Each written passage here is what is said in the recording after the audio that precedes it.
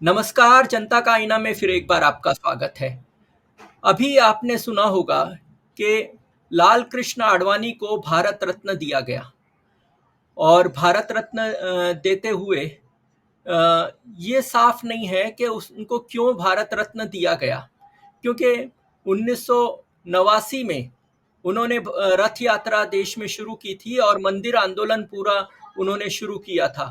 और वो मंदिर बनाने की जो बात थी वो अभी जाकर ये मंदिर बन रहा है, तो ये पूरा क्रेडिट जो है वो बीजेपी को मिले।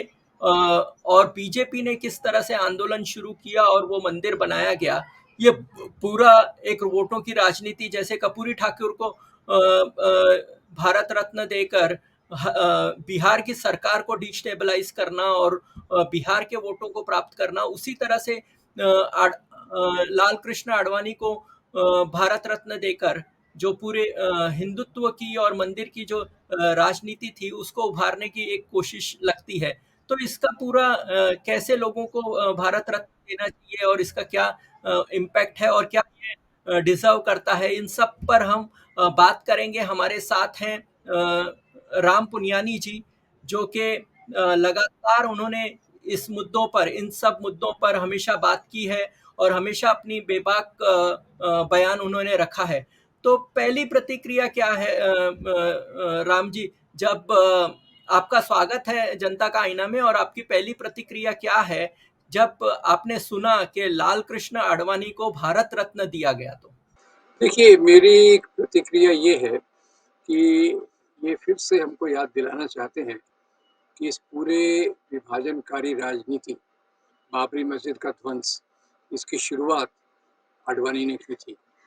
और ये बिल्कुल उसमें बताना चाहते हैं कि हम यानी बीजेपी ये हिंदू राष्ट्रवाद को समर्पित पार्टी है और वैसे ही ज़्यादातर क्रेडिट ये मोदी को देंगे मंदिर के बनने के लिए।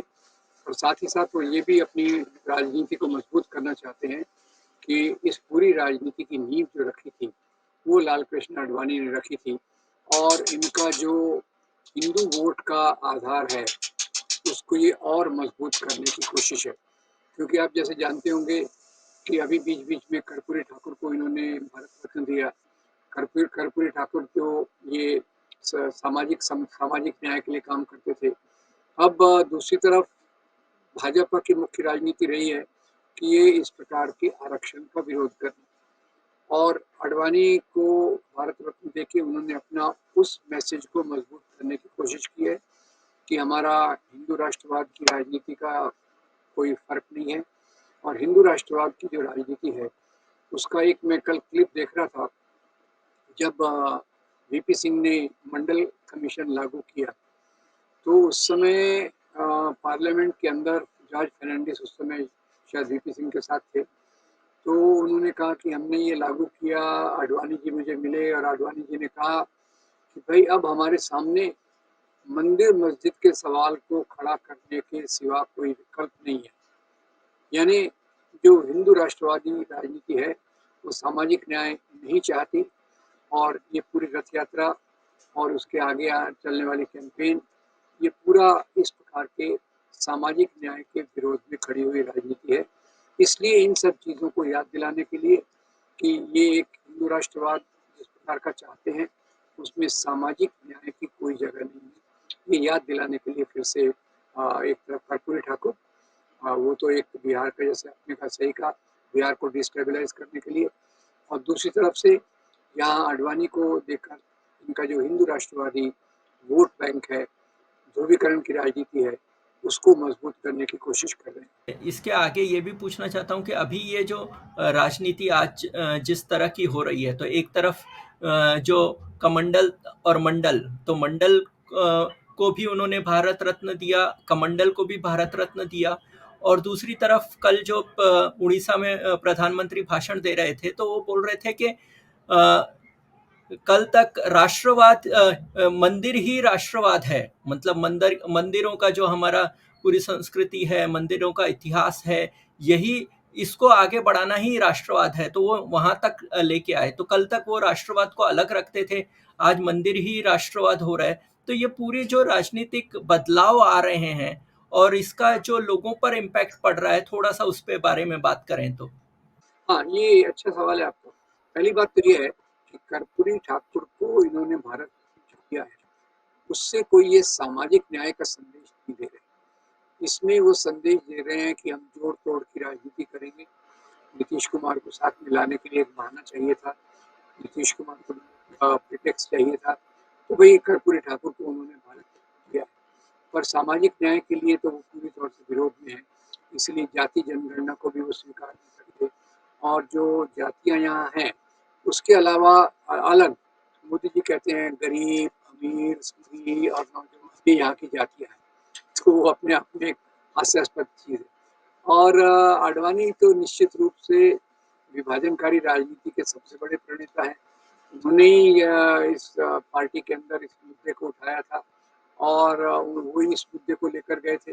आपको याद दिला दूं कि उनकी विभाजनकारी राजनीति जो मंदिर के चारों तरफ घूम रही है, उसमें शुरू में ही जब वो निकलते थे रथ यात्रा के लिए, तो पीछे पीछे सांप्रदायिक दंगे चलते थे।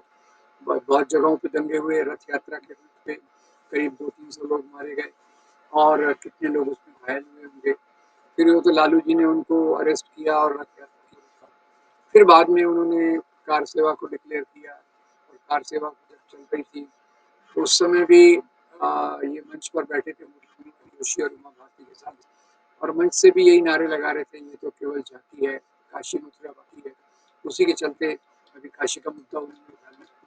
तो भाजपा में वो एक लवचिकता है कि वो दोनों प्रकार की राजनीति को एक प्रकार से खेल सके। एक तरफ तो ध्रुवीकरण की राजनीति को मजबूत करे और दूसरा कर्पूरी ठाकुर को भारत रत्न के बावजूद सामाजिक न्याय की राजनीति का विरोध करे, ये उनकी क्षमता में है और ये निश्चित रूप से उसी रास्ते पर चल रहे हैं।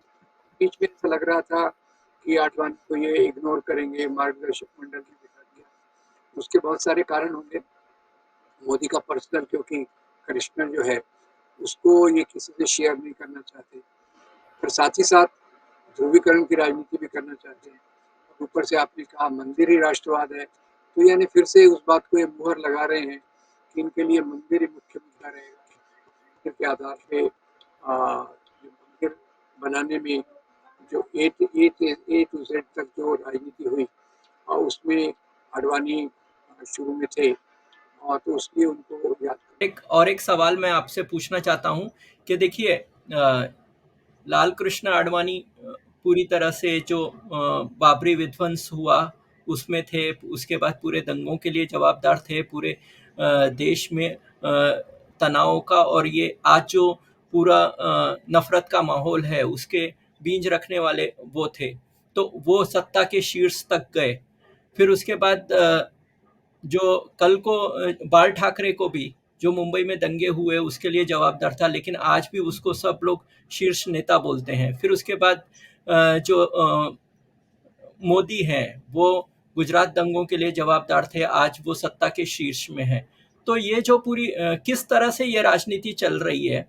ये ऐसा है कि जो सांप्रदायिक दंगे होते हैं और ये भारत में डॉक्टर असगर अली इंजीनियर, फिर पॉल ब्रास की भी फील्ड स्टडीज हैं और अभी येल यूनिवर्सिटी का रिसर्च भी आया है। ये सब रिसर्च एक बात बताते हैं कि ये दंगों का धर्म से लेना देना नहीं है।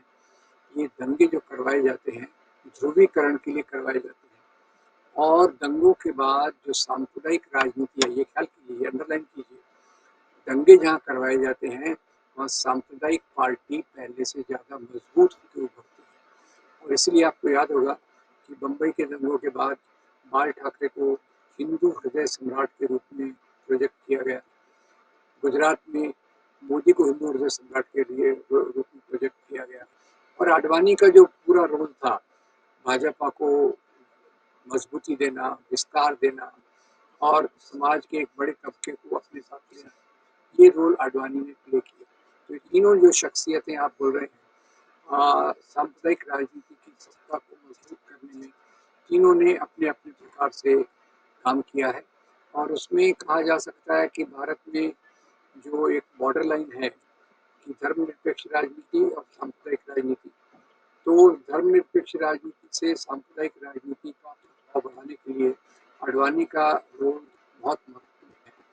इसीलिए सांप्रदायिक राजनीति इनको इग्नोर नहीं कर सकती, इसलिए उनको भारतवर्ष में देना जरूरी भी था। मेरे दिमाग में एक चीज़ खटक रही है जब से ये राम मंदिर का जो उन्होंने जो अभिषेक किया, जो जो भी कार्यक्रम हुआ 22 तारीख को, तो ये पहले जो शंकराचार्य थे उन्होंने कहा कि ये मंदिर पूरी तरह से बना नहीं है, ये धार्मिक विधि ठीक नहीं है, धर्म के अनुसार ठीक नहीं है, इसलिए इसको बाद में करना चाहिए, लेकिन उसका किसी ने माना नहीं। लेकिन जो भारत की जनता है, मोदी तो अपना एजेंडा लेकर चल रहे हैं, लेकिन हम कहते हैं कि भारत की जनता जो है वो धार्मिक वृत्ति में और धर्म के नाम पर इस पूरे अभियान को समर्थन दे रही है। तो वो फिर भी ऐसा दिखा कि वो शंकराचार्य के साइड खड़े होने की बजाय, जो मंदिर आधा अधूरा था उसका भूमि पूजन नहीं होना चाहिए, ये बात को लेने की बजाय उन्होंने मोदी का जो एजेंडा है उसके साथ रहने की कोशिश की, ऐसा दिखाई दे रहा है। तो कहीं लोगों के अंदर मैं ये पूछना चाहता हूँ कि धार्मिक प्रवृत्ति की बजाय एक राजनीतिक वो लड़ाई को ज़्यादा मान्यता देते हैं, और कहीं ना कहीं धर्म से ज़्यादा उनके अंदर एक राजनीतिक चेतना कहें या जो भी एक। देखिए, अभी मुझे थोड़ा एक लगता है कि जमींदारी सामंती समाज में एक तरफ राजनीतिक सत्ता थी, एक तरफ धार्मिक सत्ता थी। जैसे पोप और राजा, पोप एंड किंग, राजा और राजगुरु, नवाब और शाही इमाम, ये सामंती समाज में था। तो भारत में इन्होंने सांप्रदायिक राजनीति जो शुरू की वो धर्म के नाम पे की, और धर्म के लोगों को, धर्म की जो अथॉरिटी है, धार्मिक सत्ता को इन्होंने अपने साथ जोड़ा। और आज राजनीतिक सत्ता का वर्चस्व धार्मिक सत्ता से बड़ा हो गया है, वो धार्मिक सत्ता को अपने नियंत्रण में कर रहा है।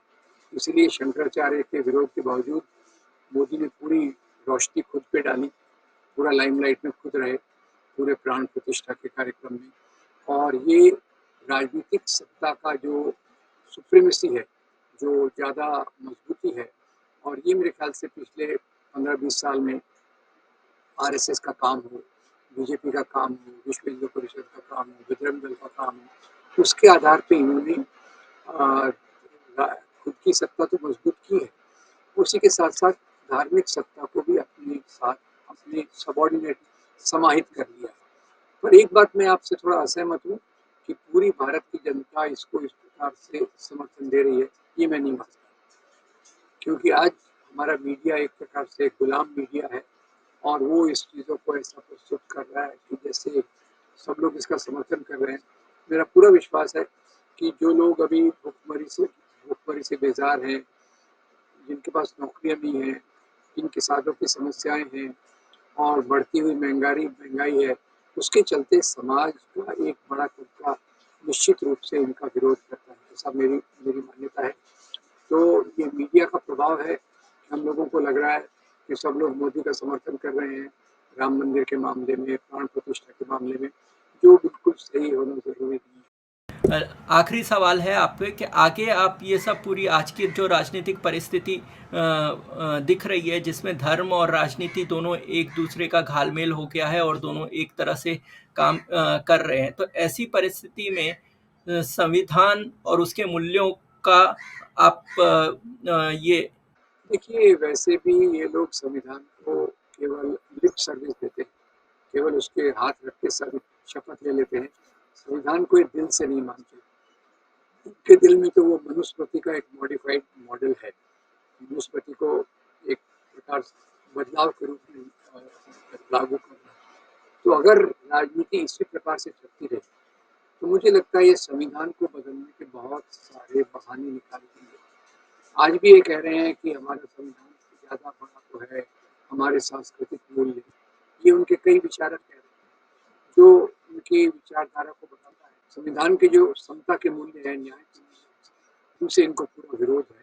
और ये अगर राजनीति इसी प्रकार से फलती फूलती गई, अगर इसको आगे आने वाले चुनाव में विरोध नहीं मिला, तो ये संविधान को या तो बदलेंगे या इसको संविधान को रहने देंगे, और संविधान के रहते हुए भी वो इस प्रकार के काम करेंगे कि जो संविधान के साथ आत्मा के विरोध में होगा। क्योंकि अभी आपको एक और बात बता दूं कि अभी कैबिनेट ने एक प्रस्ताव पास किया मोदी जी को धन्यवाद देते हुए, मोदी जी की तारीफ करते हुए, और उन्होंने कहा ये जो भगवान राम है ये हमारे भारत की आत्मा है। अब ये वो प्रचारित करने की कोशिश कर रहे हैं, जबकि भारत की आत्मा को तो परिभाषा जो की थी वो अम्बेडकर जी ने की थी, वो भारत के संविधान के मूल्य है। तो भारत के संविधान के मूल्यों को कमतर बताने के लिए ये इस प्रकार की चीज़ों को कर रहे हैं कि भगवान राम, मंदिर, ये हमारे हमारे देश के राष्ट्रवाद का प्रतीक है, हमारे यहाँ की आत्मा का प्रतीक है। ये उसी की कड़ी में एक हिस्सा है। तो ये काफ़ी चिंता का विषय है। अगर इसके प्रवाह को रोका नहीं गया तो निश्चित रूप से भारतीय संविधान के मूल्य और भारतीय संविधान की जो जगह है हमारे देश में वो निश्चित रूप से खतरे में होगी। एक सवाल और हाँ जी, एक सवाल और रह गया है जो आपसे पूछना ज़रूरी है कि क्या न्यायपालिका ने भी सत्ता के सामने घुटने टेक दिए हैं? जिस तरह से ज्ञानवापी का और जिस तरह से ये किया गया, जिस तरह से वहाँ पर परमिशन दी गई और प्लेसेस ऑफ वर्शिप एक्ट को सुप्रीम कोर्ट दबाकर बैठा हुआ है और एक बात भी करता नहीं है। तो क्या आपको ये लगता है कि सुप्रीम कोर्ट ने भी लोगों से जो बिट्रेल किया है, उनको धोखा दिया है? कि अब आप तो कानून को ज़्यादा जानते हैं और मैं इतना समझता हूँ कि आज प्रायः सभी संस्थाएं जो स्वतंत्र होना चाहिए वो इनके राजनीतिक दबाव में है। वो इलेक्शन कमीशन हो, ईडी हो, आईटी हो, खासतौर से न्यायपालिका ने थोड़ा दिखाया चंद्रचूड़ के आने के बाद कि ये एक संविधान को वास्तविक रूप से लागू करेंगे, पर फिर से वही दिख रहा है कि न्यायपालिका के ऊपर भी एक प्रकार का नैतिक दबाव है, वैचारिक दबाव है, जिसके चलते वो ऐसे फैसले कर रहे हैं जिससे हिंदू राष्ट्रवाद की गैर राजनीति ज़्यादा मजबूत हो। तो न्यायपालिका निश्चित रूप से एक दबाव में काम कर रही है, एक प्रकार से उसका झुकाव है। शुक्रिया राम जी आपका। आपने ये सारे महत्वपूर्ण मुद्दों पर आपने बात रखी और लोगों तक ये जाना बहुत ज़रूरी है, आपके विचार कि क्या आज देश में चल रहा है। तो हम आगे भी बात करते रहेंगे। आपका बहुत-बहुत धन्यवाद।